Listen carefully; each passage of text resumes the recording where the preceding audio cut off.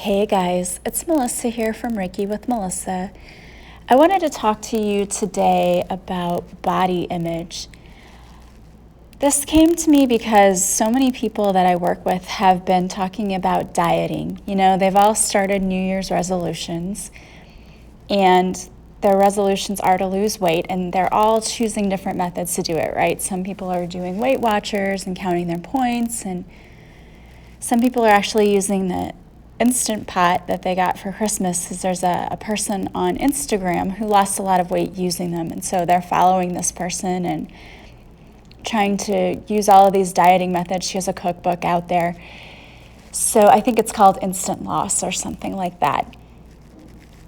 But it got me thinking about body image, because as I look at the women who are talking about losing weight and wanting to lose weight, I look at them and I don't see anything but beautiful women.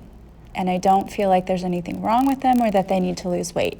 Now again, this is all a personal thing, right? Everyone's different. It's how you see your body and how you choose to see your body. And the reason I want to talk about this is because so many women struggle with weight and with eating disorders.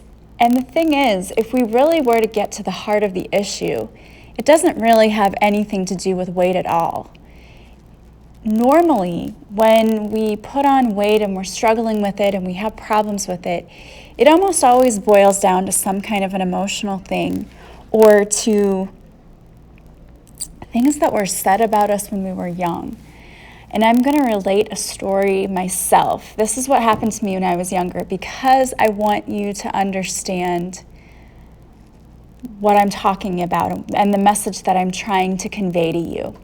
Basically, what I want you to know is that you're beautiful and perfect exactly as you are.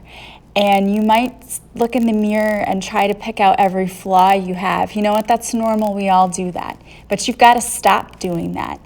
And I'm here to tell you that if you focus on the things you don't like, you're going to find a lot of things. And you're going to be unhappy. If you start focusing on all the things you do like and start liking the things that maybe before you didn't like, things will change for you. Your image will change and your attitude will change, and everything else is going to fall into place with that. And I want to relay a couple of stories to you actually. When I was in high school, and let me back that up even more. I'm a twin, and I have a twin sister. And my twin sister, I've always been like about 1.5 inches taller than her. And she's always been about 5 pounds less than I am. Like, we've always weighed a little different. And again, there's a little bit of a height difference too. We've always been around the same growing up. When we got into high school, I might have gained a little weight. I don't even know. I didn't really keep track. I wasn't worried about it. You know, I look back on that time and I wasn't worried at all about it. And really, honestly, I wish I would have stayed that way. And I would have, except that I had a relative who was older, and it was a male, and I remember he said to me, are you putting on weight? Well, do you have a scale at home? Well, you just look like you're getting fatter. He made some kind of comment like that. And I literally felt like someone had, like if I had a balloon, they just popped it. They just burst my bubble. My heart sank. I started bursting out into tears because I was a teenager anyway, so my hormones were running amok as it was.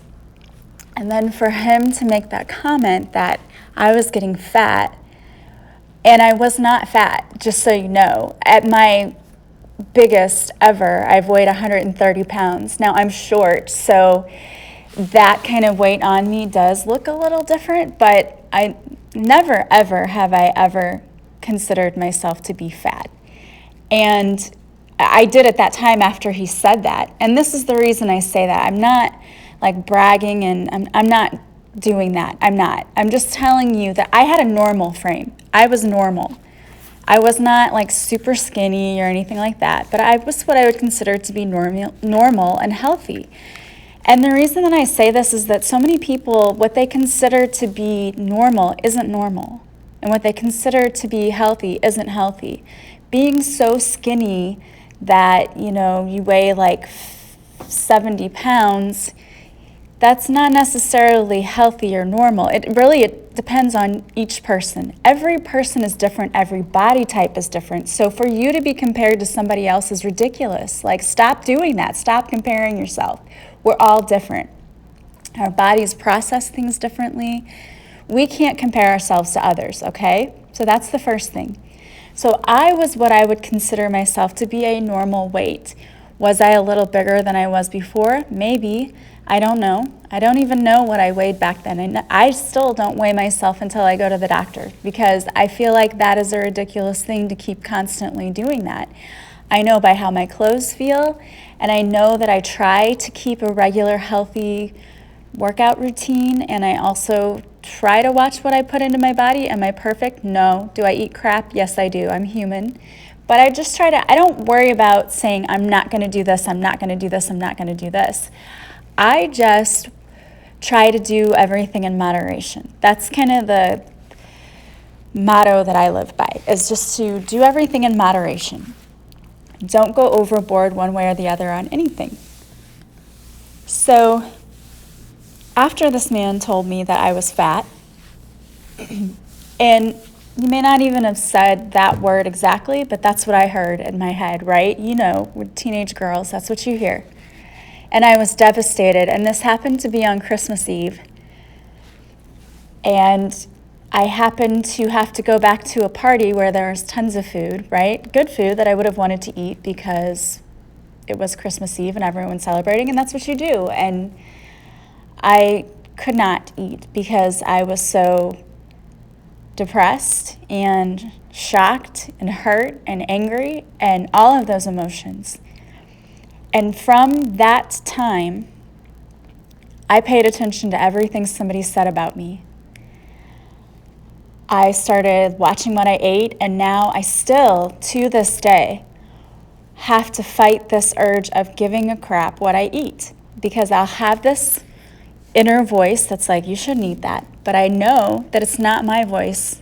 I'm still hearing that voice of that relative who said that to me. I'm still fighting to get his voice out of my head.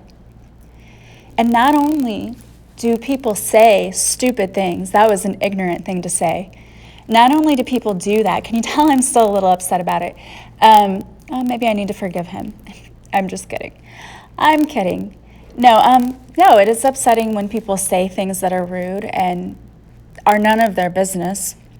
And I'm sure you can probably identify with that in one area of your life or another. But the other thing is just what we pick up around us, right? What society tells us. And not just society. I know for a fact that when my daughter was little, I would have her, my aunt would ask, can I have her spend the night with me? And she loved keeping her, and she would take her to church with her and things like that. But she would get dressed in the morning for church or whatever and have my daughter with her, and she would say things like, oh, I'm so fat. And I didn't know, I didn't really think about it. I didn't know that she was saying those things in front of her. And it's just kind of a normal thing that people do sometimes, looking in the mirror and go, oh, I could do this, or I need this, or that's what we do. We're kind of just trained to do that. And so my daughter came home, and she was like 7, maybe even younger than that. And she just looked at me and said, oh, I'm so fat, I need to lose weight. And I remember thinking to myself, oh my gosh, my 7-year-old should not be thinking about things like that. Why is she thinking about that already, about herself? But it was kind of a wake-up call to me. But I said to her, where did you hear that? Or why would you say that? And she's like, well, my aunt says that when I'm around her. And she, of course, meant nothing by it, because she was talking about herself, right? She wasn't talking about my daughter. She was talking about herself. But what do our children do? They copy us. They do what we do. They say what we say. We can tell them something all day long, but if they see us doing it, that's what we're modeling for them. And so I had to sit her down and say, no, that's not true, honey, and she's not fat, and you're not fat, and you're beautiful, and I don't want you to think that about yourself. But it was too late, honestly. She's still, as a teenager, my daughter will say things like that, like, oh, my butt is so fat, or oh, I have this.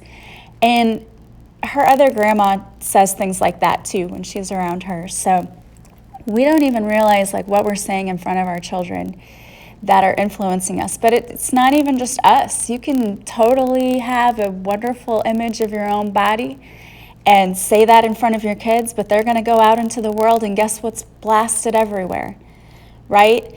Look at Instagram. All the people in their bikinis on the beach showing off their bodies saying, I used to be this fat and now look at me. And you know what? Honestly, I think it's great that people want to get into shape, and that's awesome. But not everybody can be that size, okay? Maybe not everybody wants to be that size, but you're seeing those images and you keep comparing yourself to that. And what I want you to take away from this is that you need to be happy with your body as it is. If you want to change things about your body because you want to change, great, go for it. Fully support that. If you want to be healthier, great, fully support that. Don't change because you feel like you have to look a certain way. And we are so bad about that as a society, and I'm bad about things too. I talk about when I do my Facebook Lives that I feel like I have to make sure that my hair is done and my makeup's done. Well, what am I doing? What example am I setting too? That I'm too worried about my appearance or my looks, And we're all guilty of it in one way or another. But I just want you to know that you're perfect exactly as you are. And God wants you to know you're perfect exactly as you are. You were made perfectly, and there's nothing wrong with you. If it's affecting your health, that's one thing, because you don't want to suffer from side effects that come with being overweight. That's a different story. But I want you to think about if you are wishing to lose weight or just get a little bit healthier, are you doing it for the right reasons? Are you doing it for you because you want to get healthier, because you don't want to suffer from maybe the effects of diabetes or other things that go along with being overweight? Or are you doing it because you think that you have to because society tells you have to look a certain way? Why are you doing it? That's what I want you to think about. And you have to be in the right mind frame anyway for this to be successful, for it to be a lifelong change. If you're only doing this because society says I have to get in this dress, I have to be this size, those changes are not going to last. You're going to lose weight and it's going to come right back because you're not changing your mindset. You're just doing something because you think that you're doing it to meet a short-term goal. If you're changing your mindset, that's going to stay. The weight loss will stay because you're totally shifting the way you see yourself. Number one, you need to see how beautiful you really are. And if you're wanting to adjust things because you're not healthy or not as healthy as you'd like to be, that's one thing. And when you start shifting your mindset, you're going to find that it's easier to do the things that maybe you wouldn't necessarily want to do, like to give up soda or to go work out or all the things that you have to do. It really is all about a mindset. I try to work out a couple of times a week, and there are weeks where I only work out once during that week, but I don't beat myself up over that because I know that I'm busy, and I just know that next week I need to be better, and I need to set a reminder, and I need to make time in my schedule, and I'm going to do it. But I don't beat myself up when I miss my goals because that's not the purpose, right? We're already hard enough on ourselves. I just make sure that I'm encouraging myself to try again. Tomorrow's a new day. I can work out tomorrow. And I work out at home. I don't even have a gym membership. I used to. And I used to find myself saying, I don't want to go out in the cold and have to change when it's, winter time, and I don't want to have to drive here. So you know what? I took care of that. I saved myself the gym membership fee, and I do work out at home, and I just have a mat, and I have weights, and I go to YouTube, and I have an iPhone, so I have Apple TV, and I just put the YouTube videos on my television, or the other thing is just to, if you have a smart TV, go straight to YouTube and put those videos on. I just look for workouts there, and I do like a 30-minute workout, and I make sure it's something I'm enjoying and loving doing, and I used to like to do Zumba because it was more like dancing and you didn't realize you were sweating and burning fat and all of that stuff. So do something that makes you happy and you enjoy. And yeah, I can see some of you are probably going to say, I don't like working out. That does not make me happy. But you know what I mean. Find something that you will stick to and that you will do. And then also just vary up your routines too. Doing the same thing over and over is going to burn you out. Your body's going to get used to it and you're not going to lose weight. So you've got to change your routine too. That's why I like YouTube, because there's so many different instructors and I can find the workouts that I like and do a different one every day. And you can make simple diet changes one at a time. You don't have to go crazy making all of these changes. Cutting out soda would be a big boost in your diet because there's so much sugar in it. And I don't know, I just don't think the diet soda is that good for you. I would just cut out soda altogether if possible. And another thing that I did, a simple switch, was trying to put less sugar in my coffee. I drink a lot of coffee during the day. I switched to coconut sugar, which I can find at Walmart. And I just don't use as much. It seems sweeter. And that's one thing that I was able to switch and keep. Just doing little things here and there, switching turkey for ground beef sometimes. Just simple little fixes. And you don't have to completely change your whole lifestyle. And just keeping in the whole simple portion rule, you know? We're so used to eating portions that are way too big because restaurants are like, here is your size, and it's like a 4-serving meal. If you just get used to eating the right portions and cutting down on what you eat, your stomach shrinks and then you feel full faster. And if you drink more water, you feel full faster. And these are all little things. And eating like smaller things throughout the day, like snacking on like almonds or avocados, healthier things. These are all things that'll keep you from getting so full that then you just have to like eat everything when you go to meals. Those are just some little quick fixes I've learned throughout the years. And I don't have to go on these crazy wild diets, and I don't, because they don't work. They might work temporarily, but they don't work for the lifetime. They're not going to keep that weight off. It's got to be a mindset change. But I want you to know that you are perfect the way you are. And I hope that you can look in the mirror. In fact, I want you to go home and look in the mirror and start saying all the things you love about yourself. Curves are not a bad thing. They were not a bad thing for a long time. For many years, curves were actually considered to be very sexy. Marilyn Monroe was not pencil thin. A lot of guys like curves. So love your body. Love all of it. If you want it to be good to you, you've got to love it first. Okay? You're perfect. I think so, God thinks so, and I hope you think so too. So thank you for listening to me, and if you are interested in really changing your mindset and learning how to get into better shape, I talk about that. I talk about exercise and I talk about diet in my program, A Purposeful Pilgrimage. And those are just two of the things I talk about. I talk about getting rid of limiting beliefs that are keeping you stuck as far as love and money and finances and moving forward in life. I talk about how to find your purpose in life, how to connect with your spiritual team. I talk about how to set healthy boundaries for yourself, and I just added a new lesson on healthy relationships. So I'm still adding things to this as we go. If I see things I think would be great for you, I add it. Right now, this program is still on sale for $52, and I made a payment plan so you can split that up into 2 payments. So check that out. And if you're interested in Reiki is also a great thing that can help with weight loss, because we can get rid of the emotional things that are causing you to hold on to that and causing you to, sometimes we fill the void with food. That's just true. It's what we do. We can get to the heart of that and try to fix that, try to help heal the emotional wounds that are there. If you're interested in card readings, I have that available too. You can check that all out on my website. I will be going live again on Mondays, doing a card reading. Mondays at 7 Central Time, and Wednesdays at 7 Central Time. I will be going live on Facebook on my Reiki with Melissa page. I'll have a link in the bio. or in the description. Sorry, I forgot which medium I was talking on right now. And on Wednesdays, I will be doing guided meditations to help you kind of de-stress and release the tension from the week so far. So I hope to see you guys there. As always, I'm super, super thankful to have found you guys, that my tribe, you're amazing. I'm really, really grateful for you.